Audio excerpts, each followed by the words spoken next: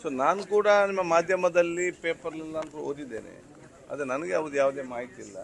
ನಾನೀಗ ಸ್ಪೀಕರ್ ಆಗಿದ್ದೇನೆ. ನನಗೇನು ರಾಜಕೀಯ ನಡೀತದೆ ಅಂತ ನನ್ನ ಗಮನದಲ್ಲಿ ಯಾವುದು ಕೂಡ ಇವತ್ತು ಇಲ್ಲ. ಕೆಲವು ನಾಯಕರು ಮಾತಾಡ್ತಾರೆ, ಚರ್ಚೆ ಮಾಡ್ತಾರೆ ಹೊರತು ಬೇರೆ ಇದರಲ್ಲಿ ಯಾವುದೇ ಕೂಡ ಸ್ಪಷ್ಟವಾದ ಮಾಹಿತಿ ಯಾವ ಕೂಡ ಬರಲಿಲ್ಲ.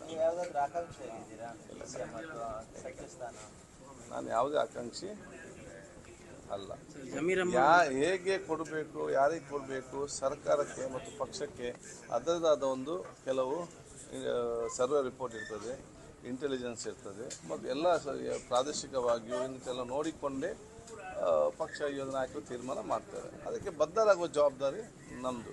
ಕಳೆದ ಸಲ 2023 ನಾನು ಮಂತ್ರಿ ಸ್ಥಾನದಲ್ಲಿ ಲಿಸ್ಟ್ ಅಂತ ಇತ್ತು.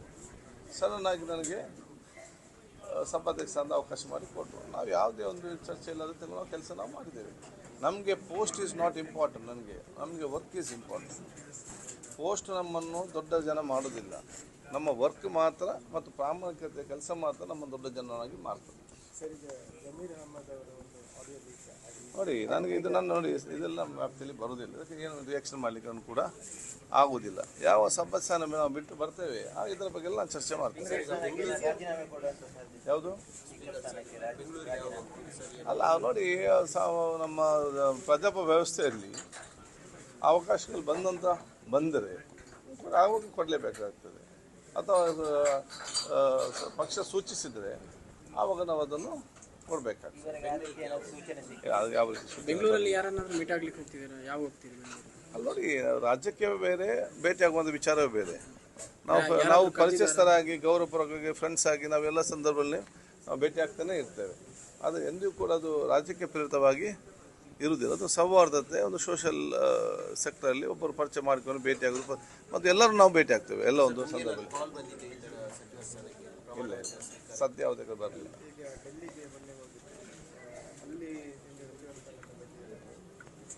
ನಮ್ಮಲ್ಲಿ ಮೊನ್ನೆ ಸ್ಪೀಕರ್ಸ್ ಮೀಟಿಂಗ್ ಇತ್ತು ಡೆಲ್ಲಿ ಚೇಂಬರಲ್ಲಿ, ಸ್ಪೀಕರ್ ಕಿಚಲ್ಲಿ ಇತ್ತು.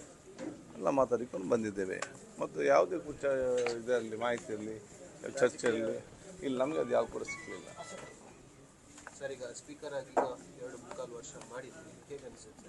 ನಾನು ಭಾಳ ಖುಷಿಯಿಂದ ಇದ್ದೇನೆ. ಅತ್ಯಂತ ಗೌರವಪೂರಿತವಾದ ಮತ್ತು ಜೀವನದಲ್ಲಿ ಒಮ್ಮೆಯಾದರೂ ಕೂಡ ಶಾಸಕರಾದವರು ಸ್ಪೀಕರ್ ಆಗಲೇಬೇಕು.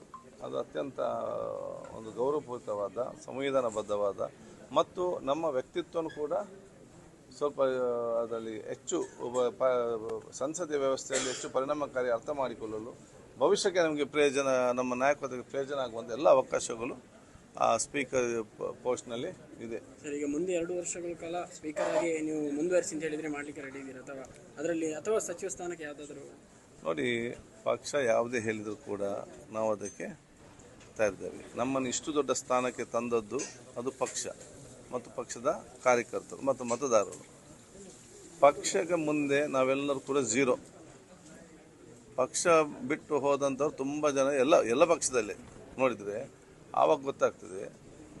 ಪಕ್ಷ ಬಿಟ್ಟು ಪಕ್ಷಕ್ಕಿಂತ ವ್ಯಕ್ತಿಗಿಂತ ಪಕ್ಷ ದೊಡ್ಡದು, ಪಕ್ಷಕ್ಕಿಂತ ಯಾರು ಕೂಡ ದೊಡ್ಡವರು ಅಲ್ಲ ಅಂತ ಇತಿಹಾಸ ನಮಗೆ ತೋರಿಸಿಕೊಟ್ಟಿದೆ.